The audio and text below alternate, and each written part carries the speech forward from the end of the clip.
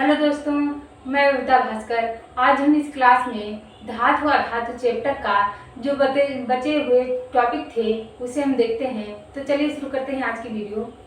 तो आज की वीडियो में हम देखते हैं इसमें तो आवर्त सारणी में अधातुओं का स्थान।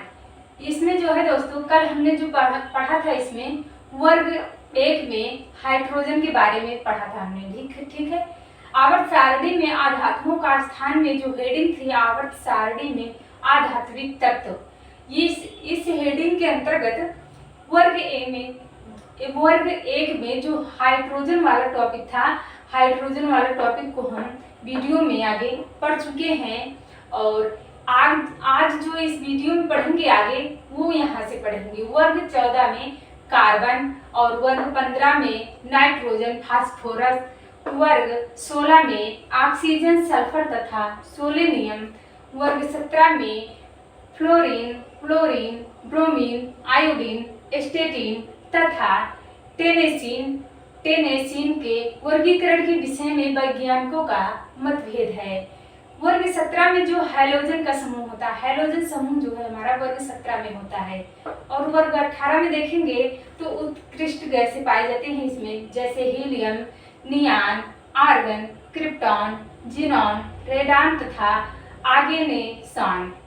तो यहाँ वर्ग जो है एक हमारा जो हाइड्रोजन के बारे में था उसको हम वीडियो में पढ़ चुके हैं पिछले वाले। और आज की वीडियो में जो हम पढ़ने जा रहे हैं यहाँ से पढ़ेंगे वर्ग 14 से, यानी कि कार्बन पहले पढ़ेंगे हम, उसके बाद इस तरीके से नीचे के जितने भी टॉपिक हैं इस वीडियो में हम पढ़ेंगे। तो चलिए देखते हैं, चलिए आगे कार्बन के बारे में। तो देखते हैं इसमें कार्बन के बारे में। कार्बन सबसे प्राचीन ज्ञात तत्वों में से एक है। कार्बन सबसे प्राचीन ज्ञात तत्वों में से एक है जो प्रकृति में विभिन्न रूपों में पाया जाता है। इसे आवर्त सारणी में आवर्त 2 वर्ग 14 तथा पी ब्लॉक के अंतर्गत स्थान दिया गया है।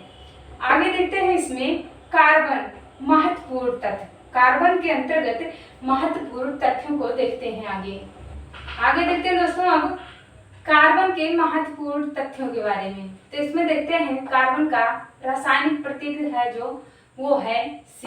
ठीक है। और इसका जो परमाणु संख्या है, कार्बन का परमाणु संख्या है वो है 6।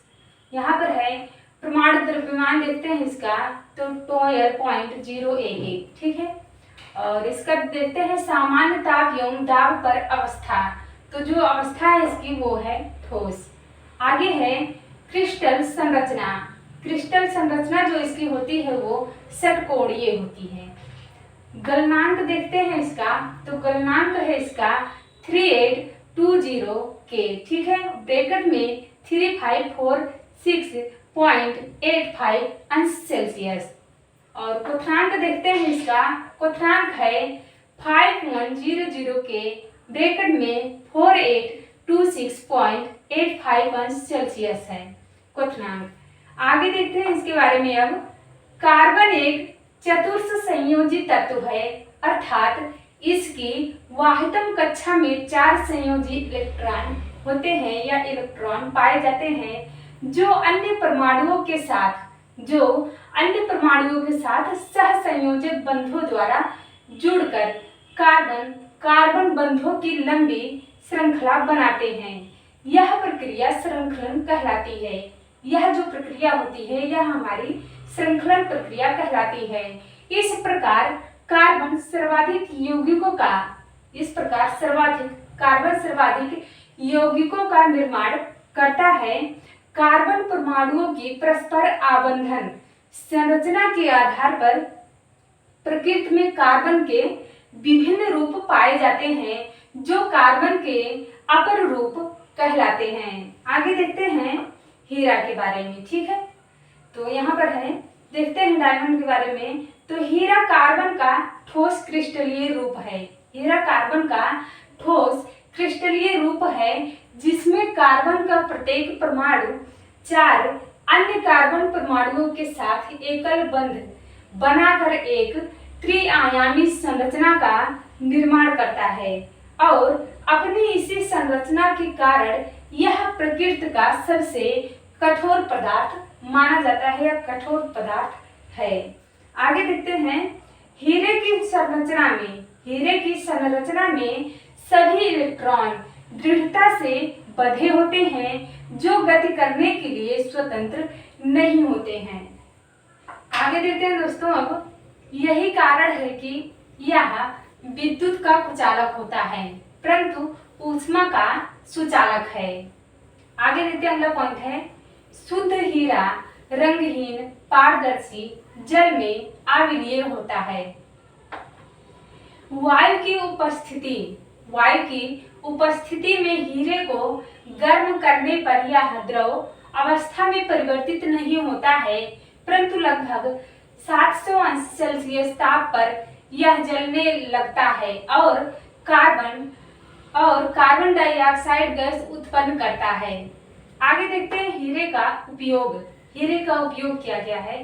तो हीरे का प्रमुख उपयोग आभूषण निर्माण में तथा पत्थर, कांच एवं रत्न काटने वाली मशीनों के निर्माण में किया जाता है। हीरे का उपयोग, ठीक है। कार्बन के अपरूप में हमने पढ़ा हीरा, ठीक है। हीरे को कार्बन के अपरूप के अंतर्गत हमने कार्बन के अपर रूप के हेडिंग के अंतर्गत हीरा पढ़ लिया है। अब पढ़ते हैं ग्रेफाइट, ठीक है। तो ग्रेफाइट पढ़ते हैं इसके बारे में। ग्रेफाइट भी हीरे के समान कार्बन का क्रिस्टलीय रूप है जो रूपांतरित एवं आग्नेय चट्टानों में पाया जाता है। ग्रेफाइट के कण मुलायम, भंगुर एवं चिकने होते हैं। ग्रेफाइट के उपयोग देखते हैं, तो ग्रेफाइट के उपयोग में हीरे के विपरीत ग्रेफाइट ताप एवं विद्युत दोनों का सुचालक होता है, इसलिए इसका प्रयोग शुष्क सेल में इलेक्ट्रोड के रूप में किया जाता है। इसके अतिरिक्त पेंसिल में लेड के रूप में उच्च ताप पर चलने वाली मशीनों में पॉलिश के लिए चूर्ण बनाने में तथा परमाणु रिएक्टरों में मंदक के रूप में भी ग्रेफाइट का प्रयोग किया जाता है। आगे देखते हैं, अगला है जो कार्बन के अपर रूप के अंतर्गत है हमारा जो है वो है ग्रेफीन। ग्रेफीन क्या है देखते हैं, तो ग्रेफीन कार्बन का एक अपरूप है जिसमें कार्बन परमाणु परस्पर संयुक्त होकर षटकोणीय जाली के समान एकल परत का निर्माण करते हैं। एकल परत की संरचना होने के कारण इसे द्विविमीय कहा जाता है। ग्रेफीन अब तक ज्ञात सबसे शक्तिशाली पदार्थ है। यह ऊष्मा एवं विद्युत का उत्तम सुचालक होता है। यह पारदर्शी परंतु अत्यधिक सघन है। आगे देखते हैं दोस्तों, ग्रेफीन का उपयोग में देखते हैं, तो पुनः चार्ज होने के योग्य बैटरियों, सौर सेलों, ऊर्जा संग्राहकों तथा जैविक एवं रासायनिक संवेदकों के निर्माण में इन सभी में जो है ग्रेफीन का जो है उपयोग किया जाता है। आगे देखते हैं अब नाइट्रोजन के बारे में देखते हैं, तो नाइट्रोजन पृथ्वी के वायुमंडल में सर्वाधिक मात्रा में पाई जाने वाली एक द्विमाणविक गैस है। यहाँ पर जो है दोस्तों, पृथ्वी के वायुमंडल में सर्वाधिक मात्रा में पाई जाने वाली गैस है।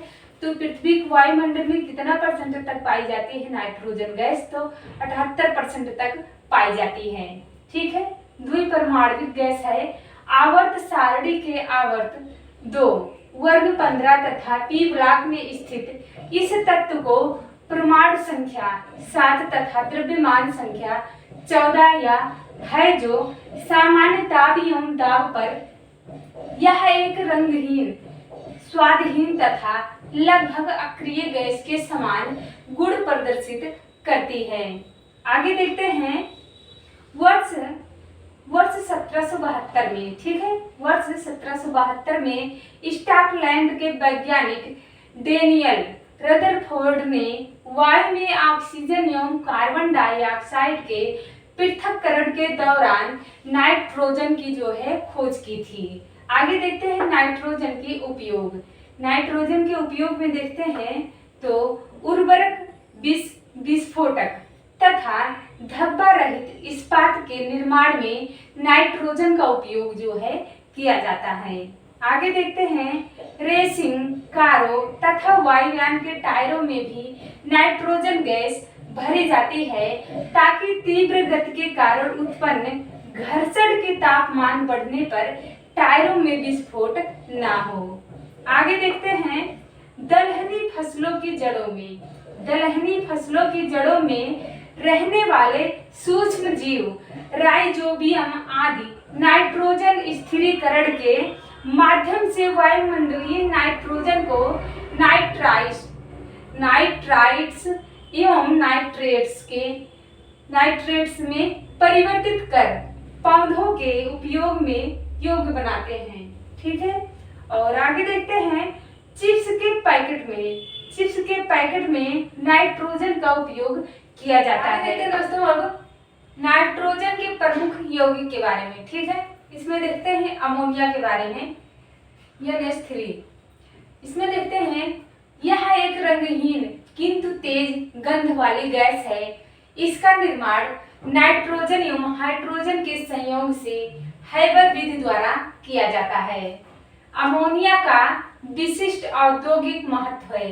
अमोनिया का विशिष्ट औद्योगिक महत्व है क्योंकि इसका उपयोग यूरिया, अमोनियम सल्फेट एवं फास्फेट, नाइट्रिक अम्ल एवं नाइट्रेट्स आदि महत्वपूर्ण पदार्थों के निर्माण में किया जाता है। आगे देखते हैं नाइट्रिक अम्ल के बारे में। नाइट्रिक अम्ल के बारे में HNO3, इसके बारे में देखते हैं, यह रंगहीन प्रबल अम्ल है। यह रंगहीन प्रबल अम्ल है जो रासायनिक अभिक्रियाओं में अभिकर्मक के रूप में प्रयोग किया जाता है। सोना एवं प्लेटिनम जैसी उत्कृष्ट धातुओं के अतिरिक्त यह लगभग सभी धातुओं से अभिक्रिया करता है। इसका उपयोग डायनामाइट, ट्राइनाइट्रो, टाइलिन आदि विस्फोटकों तथा अमोनियम नाइट्रेट, नाइट्रोजन का यौगिक एवं अम्लराज के निर्माण में इसका प्रयोग किया जाता है। आगे देखते हैं नाइट्रस ऑक्साइड N2O, इसके बारे में देखते हैं। तो नाइट्रस ऑक्साइड एक रंगहीन परंतु हल्की गंध वाली गैस है जिसे सूंघने पर सुखद अनुभूति होती है, इसीलिए इसे हास्य गैस कहा जाता है। आगे देखते हैं, इसमें सल्क क्रिया के दौरान इसका उपयोग निश्चेतक के रूप में किया जाता है। अब आगे देखते हैं हम फास्फोरस के बारे में। ठीक है, इसमें देखते हैं, तो फास्फोरस आवर्त सारणी के आवर्त 3 तथा वर्ग 15 में स्थित तत्व है जिसे रासायनिक संकेत P से प्रदर्शित किया जाता है। इसकी परमाणु संख्या 15 तथा परमाणु द्रव्यमान 30.91 है। सामान्य ताप एवं दाब पर यह रंगहीन अर्धपारदर्शी मुलायम एवं ठोस अवस्था में यह पाया जाता है। आगे देखते हैं दोस्तों, अब फास्फोरस में स्फुरदीप्त का गुण पाया जाता है, अर्थात यह अंधकार में भी चमकता है। सभी जीवित कोशिकाओं जैसे जंतु एवं पादप में फास्फोरस अनिवार्य रूप से पाया जाता है। आगे देखते हैं, मानव शरीर में सामान्यतः 0.6 - 0.7 किलोग्राम फास्फोरस उपस्थित होता है। यह अस्थियों में यानी कि हड्डियों में कैल्शियम फास्फेट या फास्फोराइट के रूप में पाया जाता है। आगे देखते हैं, प्रकृति में फास्फोरस के विभिन्न प्रकार के अपरूप हैं। फास्फोरस के महत्वपूर्ण अपरूप के प्रकार सफेद फास्फोरस, काला फास्फोरस और लाल फास्फोरस। ठीक है, तो देखते हैं इसमें लाल फास्फोरस के बारे में। लाल फास्फोरस क्या है? यह गंधहीन होता है। इसमें सुगंध गंध यानी कि सुगंध नहीं पाए जाते दोस्तों, यह गंधहीन होता है, यह जहरीला नहीं होता है। लाल फास्फोरस का उपयोग माचिस की तीली में प्रयोग किया जाता है, माचिस की तीली में किया जाता है इसका प्रयोग, ठीक है। और आगे देखते हैं सफेद फास्फोरस। सफेद फास्फोरस के बारे में देखते हैं। यह जहरीली प्रकृति का होता है।